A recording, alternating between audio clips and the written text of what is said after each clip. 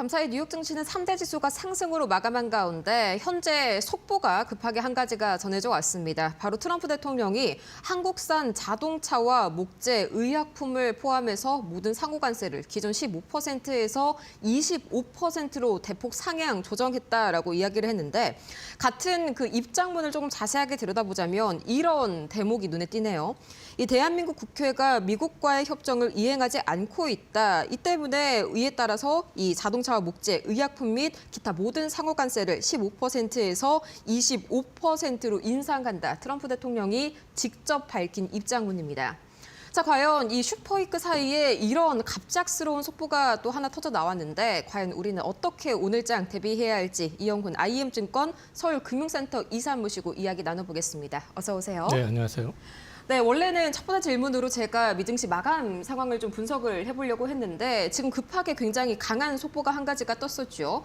트럼프 대통령이 국회가 미국과의 협정을 이행하지 않았다면서 관세를 대폭적으로 10%포인트나 높였는데 이거 뭐 갑자기 블러핑을 할 만한 이유가 있었을까요? 오늘 우리 증시 상당히 좀 출렁일지 걱정이 되네요. 되게 재미있는 양반인데 이 양반 집권하고 있는 동안은 좀 편할 날은 없을 것 같아요. 근데 이 얘기는 아마 국회에서 뭐 비준을 요하는 사안이었었나 봐요. 네. 그 무역 협상 관련해 가지고. 근데 비준 관련해 가지고 국회에서 안 했다든지 어떤 절차적인 문제를 들고 나오는 것 같은데 그게 좀 구체적으로 실제적으로 어떤 그런 문제일 것인지 아니면 최근에 쿠팡 로비라든지 이런 어떤 부분에 있어 가지고 네. 부통령조차도 그 부분을 언급을 했었기 때문에 그런 것들에 대한 또 반대적인 측면에서의 압박인지 이거는 좀 살펴볼 필요가 있을 것 같습니다. 근데 일단 이런 문제들이 돌발적으로 나오기는 했지만 돌발적인 변수는 돌발적으로 끝날 가능성이 높습니다. 네. 그러니까 이거를 뭐 계속 25%로 갈 게 아니라 어차피 합의된 사안이었었고 우리가 만약에 뭐가 미비된 사안이 있었다 그러면 그 부분에 대해서는 개선을 하든 아니면 네. 보완을 하면 되는 거기 때문에 이거는 뭐 조금 더 추이를 지켜볼 필요가 있지 않을까 싶고 지수가 만약에 이것 때문에 많이 밀린다면은 없으신 분들한테는 오히려 기회가 될 수도 있을 것 같아요. 만약에 흔들린다고 하더라도 이게 어떻게 보면 저가 매수의 기회다라고도 볼 수도 있고 트럼프 대통령이 상당히 이런 블러핑을 많이 해온 만큼 중장기적인 펀더멘털에는 뭐 크게 영향이 일단 당장은 없을 것이다. 물론 구체적인 이야기들은 잠시 후에 이제 국회 관련 이런 입장문을 나온 다음에 좀 윤곽을 구체적으로 잡아볼 수가 있을 것 같습니다. 그럼 오늘 시장은 좀 단기적으로 크게 한번 타격을 입을 것이다. 이런 정도는 피하지 못하겠죠. 글쎄요, 저 같으면은 굳이 저것 때문에 팔 것 같지 않은데 시장 네. 분위기는 저걸로 흔들릴까요? 크게 흔들린다 해도 아주 심하게 흔들릴 것 같지는 않은데 뭐 저는 아까 말씀드렸지만 흔들리면 기회가 될 수도 있다. 많이 흔들리면은 네. 뭐 어설프게 흔들리는 거는 어차피 지금 어닝 시즌 막판까지 올라온 상황이기 때문에 저는 뭐 급하게 코스피 같은 경우는 접근을 한다기보다는 좀 지켜보고 싶은데 네. 그 낙폭이 만약에 크다 그러면은 오히려 기회가 될 수 있다 그런 쪽으로 말씀드릴 수 있을 것 같아요. 네, 또 삼성전자와 SK 하이닉스의 실적 발표를 단 이틀, 하루 정도 앞두고 이런 입장문을 발표한 게 어찌 보면 좀 타이밍적으로도 좀 운명의 장단이 아닌가 싶습니다. 어찌됐든 간에 저가 매수의 기회가 찾아올 수도 있다 이렇게 말씀을 주셨고요. 이제 미증시 마감 특징 상황 한번 톱어보도록 하겠습니다. 가장 먼저 FOMC가 내일 또 이제 금리가 발표가 될 텐데 사실상 뭐 금리 동결이 확실한 그런 상황이고요. 기자회견도 원론적인 입장, 뭐 데이터 확인해봐야 한다 이런 입장이 나올 거고 중요한 게 이제 차기 의장이 지목된다는 건데 현재로서는 릭 리더 블랙록 CIO가 가장 확률이 높죠. 이 시장 친화적인 인물로 좀 평가할 수가 있을까요?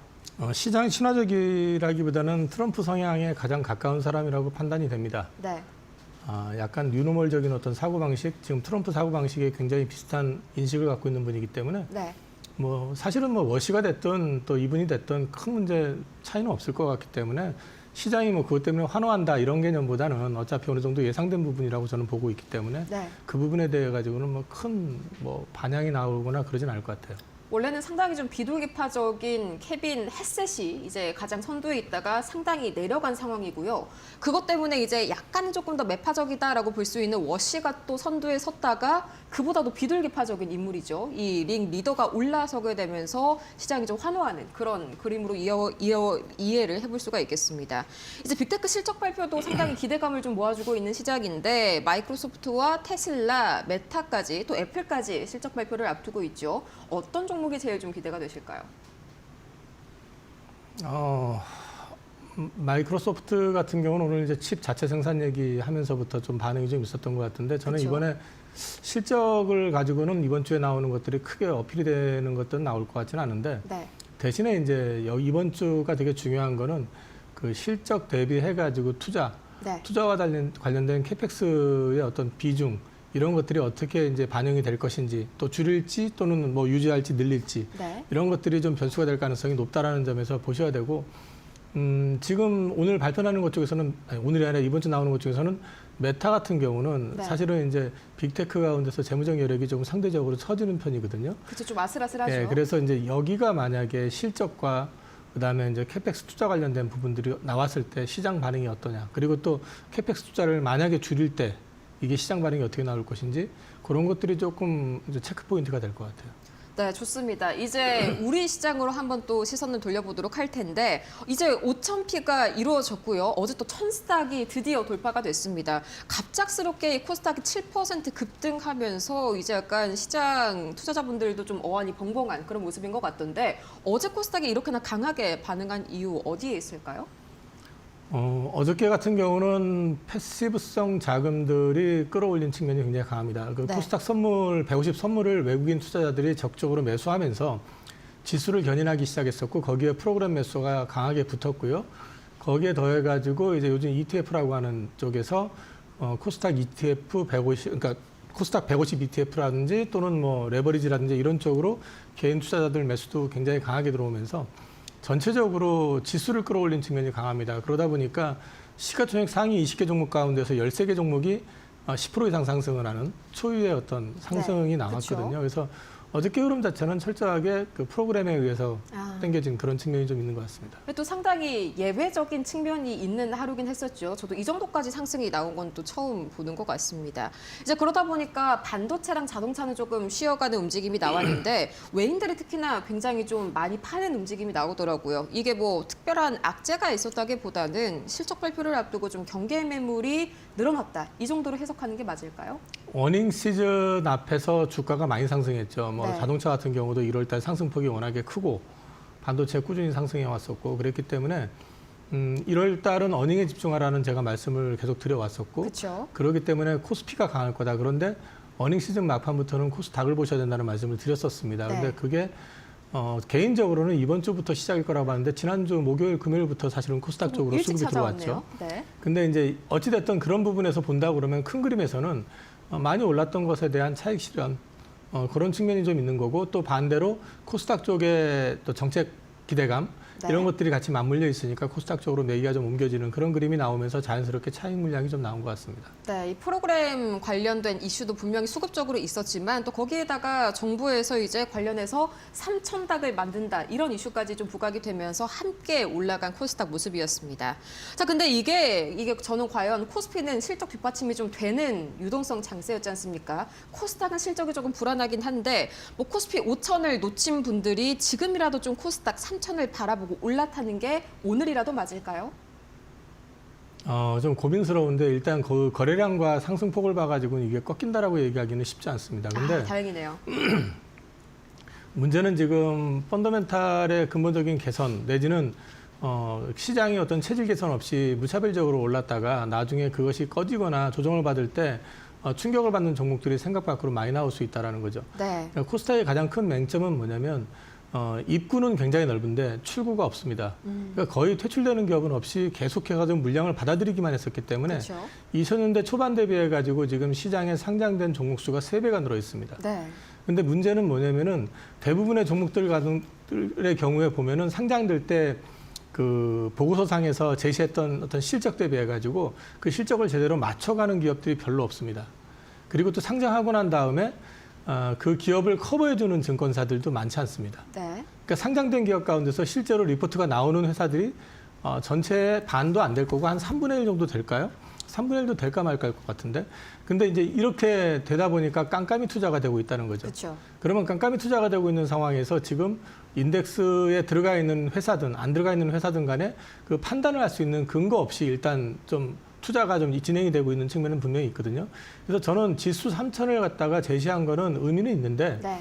그게 이제 과거에 보시면은 298, 그러니까 지금으로 환산하면 우리가 지금 현재 보여지는 지수는 곱하기 10을 한 거거든요. 네.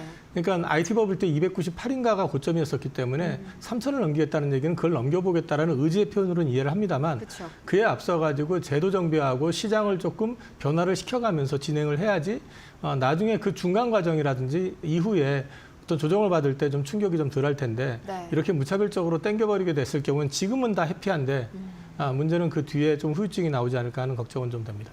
네, 확실히 어제 장중에요. 코스피 자금이 좀 코스닥으로 이동하는 흐름이 강하게 나타났습니다. 이런 식으로 좀 갑작스럽게 코스닥이 3,000dak으로 가게 된다면 코스피 쪽이 살짝 흔들릴 수 있는 가능성도 좀 배제를 못할 것 같은데요. 코스피가 그렇다고 심하게 흔들릴 정도가 아니고요. 네. 지금 코스피 같은 경우는 펀더멘탈이 좀 수반이 되면서 올라온 거기 때문에 네.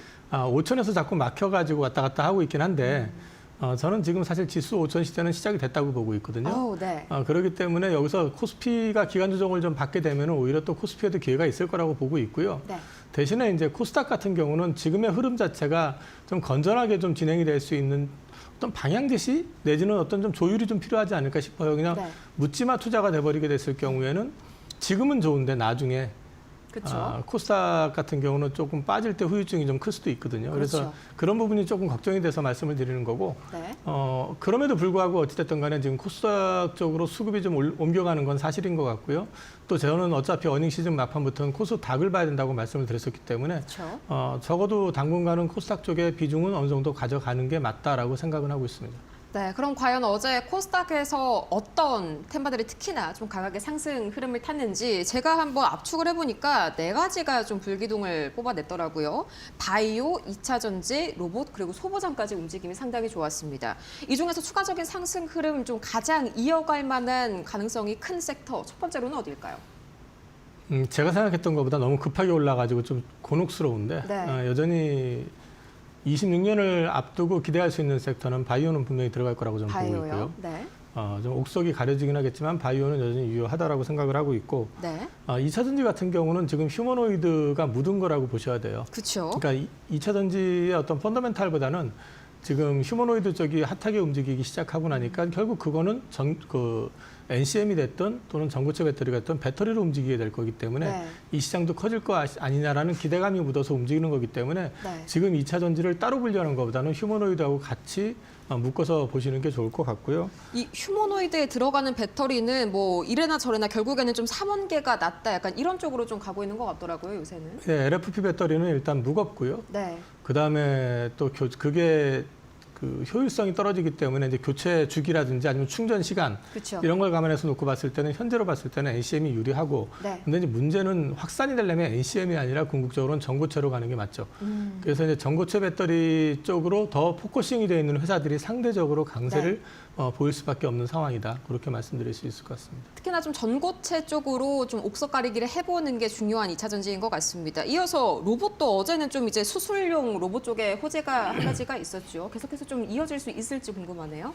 그러니까 로봇 관련된 주식 같은 경우는 보시는 건 맞는데 이제 사실 밸류에이션으로 찾기는 좀 쉽지 않은 구조거든요. 그쵸. 아까 기사를 보니까 저는 주도주 중에 하나라고 생각하긴 했었지만 저기 레인보우 로보틱스가 PER이 700배라고 기사가 났더라고요. 네. 근데 사실 이제 그런 걸 보면 사실 투자하기가 쉽지가 않은데 그렇죠. 일단 로봇 관련된 주식 가운데서도 이제 핵심이라고 자꾸 계속 주장을 드리는 일단 보스턴 다이내믹스 즉 현대차 밸류 쪽 관련돼 있는 회사들하고 그다음에 삼성 그룹 관련돼 있는 쪽 이런 쪽과 관련돼 있는 거나 아니면 적어도 조금 외연을 넓힌다 그러면 대기업하고 연결이 돼 있는 회사들 중심으로만 보시면 될 것 같고 네. 그다음에 이제 여기에 조금 더해서 방금 말씀드렸던 것처럼 2차 전지 쪽에서는 전고체 관련된 주식들 그 중심으로 해가지고 보시면 괜찮을 것 같습니다. 네, 소보장도 한번 진단을 해보고 싶은데 요새 또 삼성전자랑 하이닉스가 워낙 급등을 했다 보니까 좀 부담스러운 인식이 많이 확산이 됐지 않습니까? 이것 때문에 좀 눈길이 소보장으로 돌아가는 그런 느낌이더라고요. 밸류에이션으로는 그럼에도 불구하고 삼성전자 하이닉스가 더 싸고요. 네, 싼 그런가요? 정도가 아니라 훨씬 싸고요. 소부장 같은 경우는 이제 투자 모멘텀, 그 다음에 이제 투자 사이클이 어쨌든 진행이 될 수밖에 없으니까 네. 관련돼 있는 회사들이 이제 보이기는 하는데 이제 여러 가지를 고려해서 본다고 하면은 나름의 어떤 투자 패턴이 있을 것 같은데 저는 미국 투자하고 관련돼 있는 소부장을 보시라는 말씀을 계속 드려왔었습니다. 네, 미국 투자와 그러니까 관련해서 미국 투자에 보셨네요. 관련돼 있다라는 거는 미국으로 들어가는 삼성전자라든지 TSMC라든지 또는 SK 하이닉스하고 관련돼 있는 회사들 중심으로 종목을 좀 압축시켜서 보시는 것도 나쁘지 않을 것 같다. 어쨌든지 간에 그 근본적인 핵심은 삼성전자와 SK하이닉스의 그 뿌리를 좀 두고 있네요. 이제 마지막으로 이제 관세 관련해 가지고 속보가 뜬 만큼 현재 불안하신 투자자분들 많으실 겁니다. 오늘 투자 전략 한마디로 좀 압축을 시켜주신다면요. 지금 시장에서는 두려워할 것까지는 없는 것 같고요. 근데 네. 이제 다만 저는 이제 시장의 매기 자체가 이제 어닝에서 점점 정책으로 옮겨질 가능성이 있다. 그래서 이제 방향 자체는 2월 앞이니까 서서히 네. 이제 그 정책적인 드라이브 거는 쪽으로 관심을 조금 더 가져보시는 게 좋을 것 같다. 대신에 거래소 쪽에 우리가 이제 주도주라고 말씀할 수 있는 반도체라든지 뭐 자동차 쪽에 이제 현대차 그룹이라든지 이런 쪽에 대해서 너무 크게 두려워하실 필요는 없다. 그렇게 그 정도 말씀드릴 수 있을 것 같습니다. 네, 좋습니다. 이렇게 해서 이영훈 IM증권 서울금융센터 이사와 오늘따라 유난히 다사다난했던 이런 시장 전략 준비해봤습니다. 좋은 말씀 고맙습니다.